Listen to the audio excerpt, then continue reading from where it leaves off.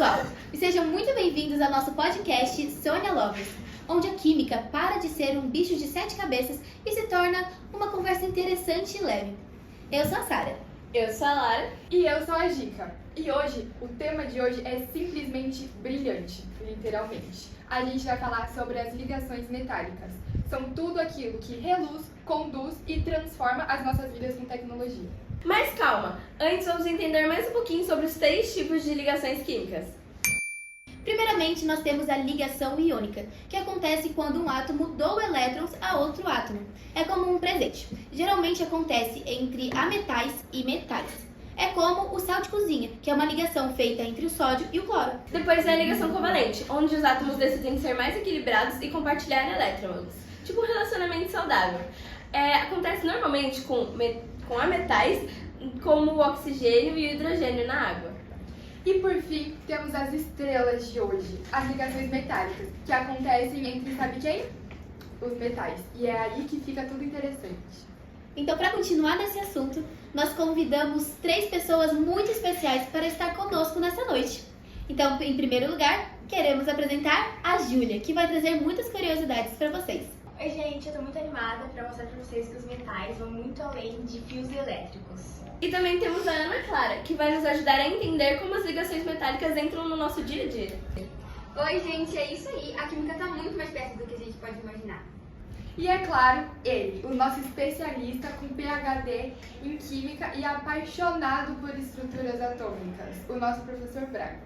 Oi meninas, é um prazer estar aqui com vocês. Vamos mergulhar nesse mar de elétrons. Braga, não rolou. Mas vamos lá, professor Braga, como que funcionam essas ligações metálicas? Boa pergunta. As ligações metálicas são um tipo de ligação química que ocorre quando os átomos de um metal eles vão liberar os seus elétrons de valência, se transformando em cátions. E assim, os elétrons de valência vão formar como se fosse uma grande nuvem de elétrons. E isso é a principal característica que vai dar aquelas características que a gente conhece dos metais, sabe? Tipo o que, professor? Tipo o fato deles serem ótimos condutores de eletricidade e calor. Eles também são muito maleáveis e eles não se quebram fáceis, como o vidro, por exemplo. Isso acontece porque mesmo quando o metal sofre uma alta pressão, o mar de elétrons continua em movimento e mantém eles unidos. A ligação metálica é como se fosse um amigo que segura a barreira quando as coisas começam a desmoronar. É por isso que os metais, eles são usados em construções, eletrodomésticos, cabos elétricos, enfim, um monte de coisa. E ele tá em todo lugar, sabe? Nossa, que legal! Então, realmente, a gente vê as ligações metálicas todos os dias. Sim. Então, aproveitando, vamos nos aprofundar mais nas características dele. Um dos pontos principais é o ponto de ebulição e o ponto de fusão. Os metais, em geral, têm ponto de fusão e de ebulição muito altos, especificamente os metais de transição. Como o tungstênio, que é um dos metais com maiores pontos de ebulição. Chega até 3.400 graus Celsius. Isso vai acontecer, igual a Gica falou, porque as ligações metálicas são muito fortes. Uma vez que os átomos metálicos, eles formam uma estrutura cristalina, onde a gente vai ter os cátions positivos e os elétrons distribuídos entre eles.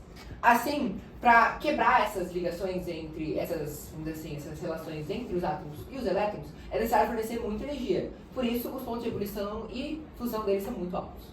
E por isso muitos metais, eles permanecem sólidos em temperatura ambiente, o que é ideal para a construção de motores, turbinas e outros processos que envolvem calor. Mas vale lembrar também que nem todos os metais têm ponto de fusão e ponto de ebulição alto. Por isso, por exemplo, o mercúrio é um metal que está líquido em temperatura ambiente. E justamente porque suas ligações metálicas, elas são mais fracas em comparação com outros metais. E também todas as outras propriedades são consequências diretas da estrutura e da força da ligação metálica ainda por cima. Uau! Nunca imaginaria. Mas por que os elétrons ficam soltos? Isso não é meio perigoso? Na verdade, os elétrons estão livres, mas não largados.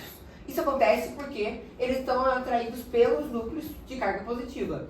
Então, isso mantém a estrutura metálica firme e também impedindo que os elétrons fiquem zanzando para lá e para cá. Nossa, só esse início já esclareceu muito das minhas dúvidas. Então agora, vamos ouvir as perguntas das pessoas lá de casa. Olha só quem tá na escuta! Aqui é o Augusto. E eu queria saber por que os metais eles podem ser moldados, tipo virar um fio, uma chapa, e por que eles não quebram. Ótima pergunta. Isso acontece por causa das propriedades de maleabilidade e ductilidade. No metal, isso ocorre porque quando um metal ele sofre alguma pressão externa, os íons positivos eles vão conseguir se reorganizar, porque eles conseguem deslizar no mar de elétrons, e a partir disso ele vai conseguir sofrer uma pressão sem serem quebrados, ao contrário do que acontece numa ligação iônica, por exemplo. E aí, aqui é o Davi, e eu queria saber por que os metais brilham. Tipo, eles têm luz própria?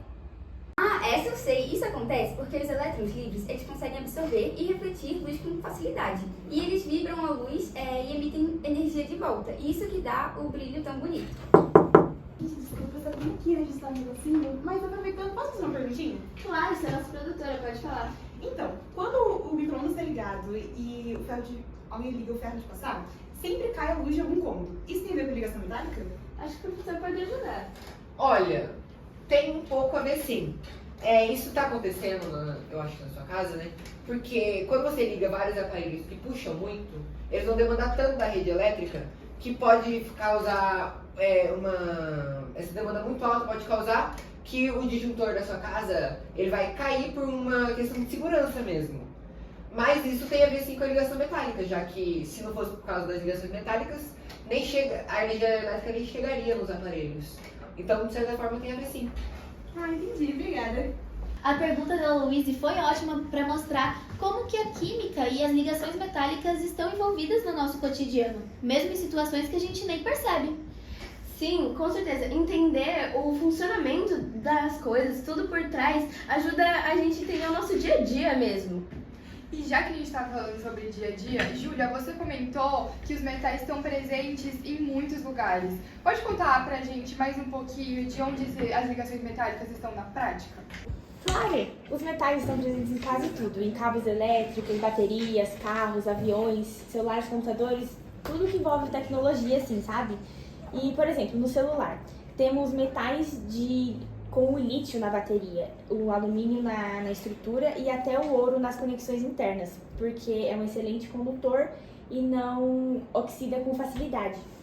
Ou seja, sem os metais e suas ligações, a tecnologia como nós conhecemos não existiria. Sim, a gente também usa muitas ligas metálicas, que são misturas de 2 ou mais elementos, geralmente metais, com o objetivo de melhorar alguma propriedade, como a resistência ou durabilidade. Você pode dar algum exemplo de liga metálica? Um dos mais comuns é o aço, que é uma liga de ferro com carbono, e ele é muito usado na construção civil por ser mais resistente com ferro puro.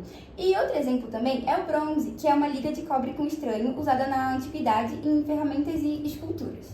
Ou seja, as ligas metálicas também são resultado direto das propriedades das ligações metálicas e da forma como os elétrons se comportam nessa estrutura. Isso mesmo, Gica. Então agora que a gente está chegando no final desse episódio, vamos recapitular os pontos principais até aqui, para quem está revisando ou quer anotar. As ligações metálicas são um tipo de ligações químicas de átomos de metais. Nessa ligação, os átomos liberam seus elétrons de valência, os quais ficam livres e se movendo entre os átomos, formando o chamado mar de elétrons. E esse mar de elétrons é o que mantém os íons positivos unidos e garante várias propriedades e características dos metais, como condutividade elétrica, condutividade térmica, maleabilidade e ductilidade. Isso aí. Essas ligações também explicam as ligas metálicas, que são ligações são misturas, na verdade, entre metais ou também metais e outros elementos. Elas são usadas para melhorar as propriedades, como a dureza, a durabilidade e a resistência. É importante lembrar que essas ligações só são possíveis porque, mesmo com os elétrons livres, há um equilíbrio entre as cargas positivas e negativas, o que mantém a estrutura estável do átomo. Ou seja, as ligações metálicas estão por trás de quase tudo que usamos, desde fios elétricos até utensílios, estruturas de prédios, celulares e automóveis. E assim, nós encerramos o nosso episódio de hoje. Esperamos que esse conteúdo ajude você a entender melhor as ligações metálicas e ver como elas estão relacionadas no nosso dia a dia. Até o próximo, pessoal! E não se esqueçam, estudar química é entender como o mundo funciona de verdade. E é assim que a gente fecha mais um episódio de Sonia's Lovers. Obrigada por nos ouvir até aqui e até a próxima!